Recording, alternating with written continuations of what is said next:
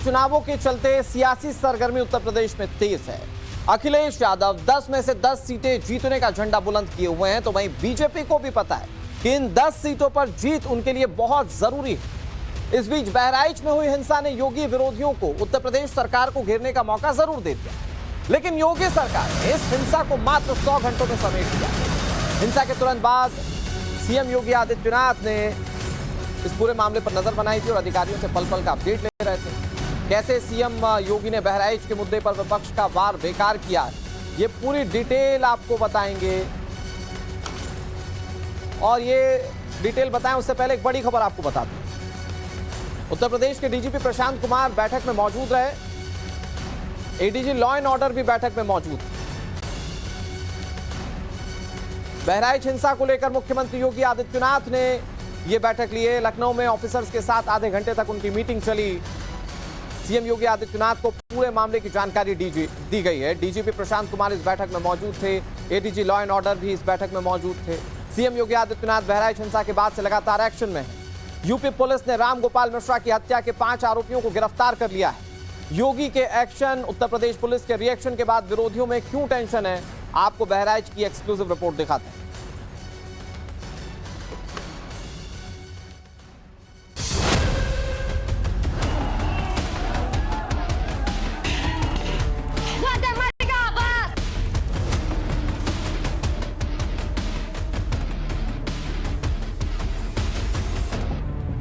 वो भाग नहीं पाएगा।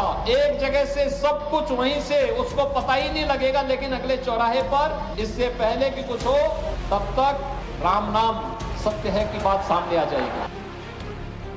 योगी आदित्यनाथ ने दिखा दिया कि नीति और नियत अगर एक हो, साफ हो, बेदाग हो, तो हिंसा और दंगा भड़काने वालों के इरादे नाकाम हो जाते हैं। आज यूपी नो कर्फ्यू, नो दंगा। यूपी में सब और चंगा। योगी आदित्यनाथ ने बता दिया है कि उनके पास प्रदेश को सही ढंग से चलाने का रास्ता भी है और रास्ता भटकाने वालों का इलाज भी है। रूल ऑफ लॉ एक सबसे महत्वपूर्ण भूमिका का निर्वहन करता है। योगी आदित्यनाथ ने साबित किया है कि उनकी जीरो टॉलरेंस की नीति से अपराधी और दंगाई कितना डरते हैं। दंगा और कर्फ्यू लगाने वालों की गर्मी को शांत करके आपको एक शांत वातावरण दिया है, बहुत शुद्ध वातावरण दिया है। 13 अक्टूबर को बहराइच में राम गोपाल मिश्रा की हत्या के बाद जो वादा सीएम योगी ने पीड़ित परिवार से किया था, वो वादा उन्होंने निभाया है। हत्या के मुख्य आरोपी सरफराज उर्फ रिंकू समेत 5 आरोपियों को गिरफ्तार किया है। इनमें से 2 को एनकाउंटर में पैर में गोली भी लगी है, पर योगी का एक्शन मोड अभी थमा नहीं है।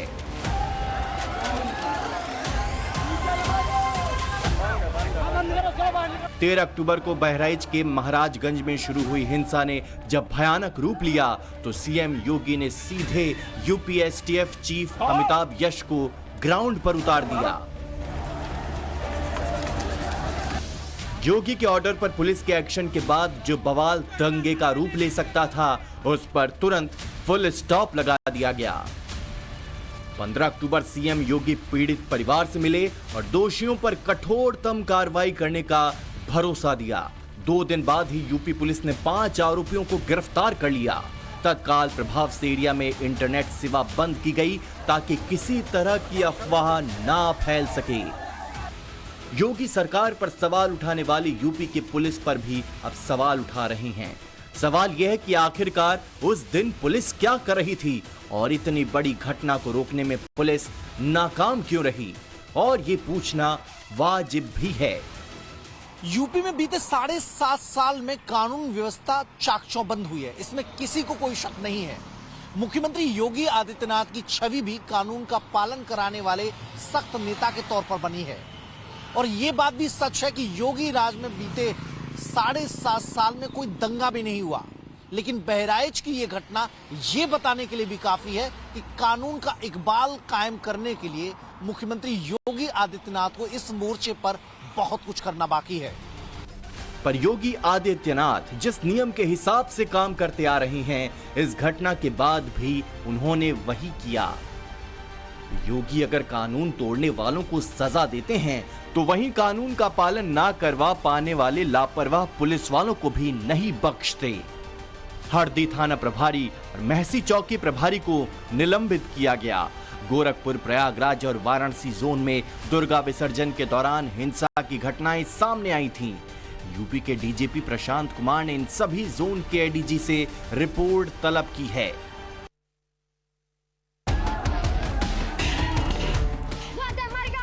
राम गोपाल हत्याकांड में आरोपी सरफराज और तालीम को एनकाउंटर में गोली लगने के बाद से ही समाजवादी पार्टी से लेकर कांग्रेस और असदुद्दीन ओवैसी तक सब के सब योगी सरकार पर हाफ एनकाउंटर, फेक एनकाउंटर और बैलेंस करने वाला एनकाउंटर करने के आरोप लगा रहे हैं। अगर आप ही खुद जज बन जाएंगे, आप ही खुद फैसला सुनाएंगे, एग्जीक्यूशनर बनेंगे, तो फिर कोर्ट की, संविधान की, कानून की जरूरत ही नहीं है। ये तो बहुत गलत हो रहा है और ये एक तरफा और हेट्रेड बताई जा रही है एक समुदाय के खिलाफ। आप एनकाउंटर नहीं कर रहे हैं, एनकाउंटर नहीं हो रहा है, ये हत्या हो रही है और ये पूरी जनता देख रही है। ये पहले से फर्जी इनकाउंटर करा रही है, चाहे वो मंगेश यादव का हो, अजीत प्रताप सिंह का हो, चाहे ये बहराइच, ये केवल और केवल अपने फेलिवर को, अपनी कमियों को छिपाने के लिए की। पर सियासत करने के चक्कर में शायद ये नेता भूल जाते हैं कि चाहे डकैत मंगेश यादव का एनकाउंटर हो या सरफराज और तालीम का एनकाउंटर हो या फिर डकैत अनुज प्रताप सिंह का एनकाउंटर हो, बात जब अपराधियों का हिसाब करने की आती है तो योगी न जात पात देखते हैं और न ही धर्म देखते हैं। बहराइच में हुई हिंसा की तह तक जाने के लिए जब टाइम्स नाउ नवभारत की टीम महाराजगंज में हिंसा वाली जगह पर अपनी इन्वेस्टिगेशन कर रही थी तो इलाके के बारे में एक और बड़ी बात हमें पता चली। ये जो कस्बा है इसका नाम महराजगंज है और महराजगंज से बहराइच की ओर जाने वाले रोड पर इस वक्त मैं मौजूद हूं जहां पर पूरा बाजार लगा हुआ है। देखिए सीमेंटेड पूरा रोड है। इस रोड पर अक्सर जब गांव से लोग निकलते हैं, बाजार लगता है तो ट्रैफिक की समस्या रहती है। इसलिए पीडब्ल्यूडी डिपार्टमेंट ने अपने इस रोड को और चौड़ा करने की योजना बनाई थी और जब योजना बनी तो पता चला कि इस रोड पर भी इंक्रोचमेंट है।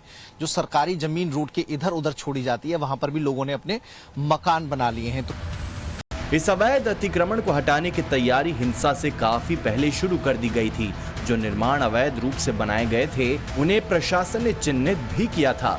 कार्रवाई के तहत जल्द ही अवैध निर्माणों पर बुलडोजर भी चलाया जा सकता है। पीडब्ल्यूडी डिपार्टमेंट ने इस इंक्रोचमेंट को हटाने की कवायद 1 महीने पहले शुरू कराई थी और उसके चिन्हीकरण किया गया था और उसी का निशान यहाँ पर मौजूद है। मतलब लगभग 8 से 10 फुट जो सड़क का हिस्सा होता है उस पर लोगों ने अपना कब्जा कर लिया है। कुछ ने चबूतरा बना लिया और कुछ ने यहाँ पर पक्के कंस्ट्रक्शन करके दुकान आगे बढ़ा ली है। अब जिला प्रशासन इसकी जांच करवा रहा है और जांच के बाद रोड को चौड़ा करने के लिए जो बुलडोजर का एक्शन लिया जाता रहा है निर्धारित नियमों का पालन करते हुए उसी के तहत यहाँ पर भी कार्रवाई अमल में लाई जाएगी। निर्माण अवैध है जिसका अंजाम सिर्फ और सिर्फ बुलडोजर है, क्योंकि महाराजगंज राजनीति का हॉट टॉपिक बना हुआ है और मुस्लिम बहुल इलाका है।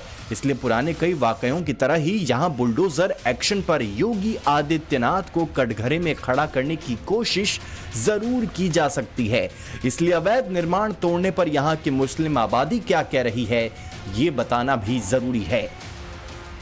एक चीज और बताइए कि यहाँ पे लाल लाल चिन्ह लगे हुए हैं रोड के पास के मकानों में, तो ये क्यों लगे हैं और कब लगे हैं?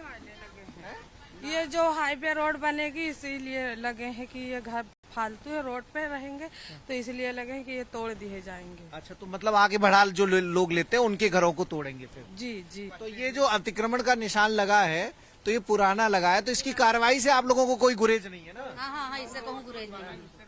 अच्छा, वो तो टूटना चाहिए जो रोड चौड़ा हो जाएगा, रोड बढ़े के लिए है।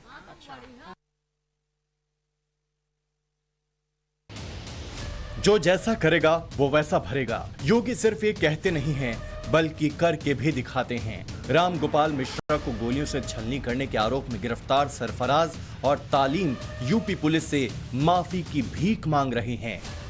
गलत काम कर रहे हो तुम, पुलिस के ऊपर हमला कर रहे हो। हम लोग गलती नहीं करेंगे, कभी गलती नहीं करेंगे। क्यों गोली चला दी है पुलिस के ऊपर? सर हम लोग भागना चाह रहे थे कि फायर करके निकल गलत है ना? गलती वहाँ की, अपराध करो फिर दूसरी अपराध कर रहे हो। गलती हो गई सर। पर रामगोपाल मिश्रा के परिवार को पुलिस प्रशासन से ज्यादा योगी आदित्यनाथ से उम्मीद है। वो चाहते हैं कि रामगोपाल के हत्यारों को कड़ी से कड़ी सजा मिले। उन्हें भरोसा है कि जिस तरह से योगी सरकार में कानून का राज चल रहा है, उसमें उन्हें भी न्याय जरूर मिलेगा।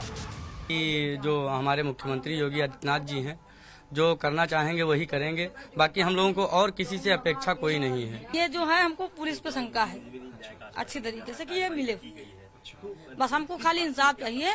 और मोदी जी से मतलब हम ये चाहते हैं योगी जी से कि मतलब अगर हमको इंसाफ नहीं मिलेगा तो हम मतलब पूरे परिवार समेत मर जाएंगे जाके वहीं। नहीं, अभी कहाँ राहत हुई, पैर पे गोली लगी है। हमारे पति के सीने पे गोली लगी थी, उनके सीने पे गोली नहीं लगी है। जब तक उनकी सीना पूरा छल्ली नहीं हो जाएगा जैसे कि हमारे पति का था, तब तक सुकून नहीं मिलेगा। ना हमें मिलेगा, ना ही हमारे पति को मिलेगा, ना ही हमारी पूरी फैमिली को मिलेगा। किसी का बेटा गया है और इस पे राजनीति करने की कोई जरूरत नहीं है। जिसका बेटा गया है उससे दर्द पूछिए, जिसका भाई गया उससे दर्द पूछिए। इसमें नेता जो है, जो नेता बैठे हुए हैं, आप तो सब बोलने आ गए। जब वो मरा था तब कोई नहीं बोला था। ये सवाल है मेरा सभी। कौन नेता राजनीति कर रहा है? अखिलेश यादव कर रहे हैं ना, अखिलेश यादव कर रहे हैं और वैसे कर रहे हैं। और दूसरी तरफ रामगोपाल की हत्या के 2 वीडियो आने के बाद भी महाराजगंज का मुस्लिम पक्ष अब्दुल हमीद और उसके परिवार को दोषी नहीं मानता। वीडियो सबूत में साफ दिख रहा है कि कैसे छत पर खड़े रामगोपाल को गोली मारी जाती है और वो वहीं मौके पर गिर जाता है।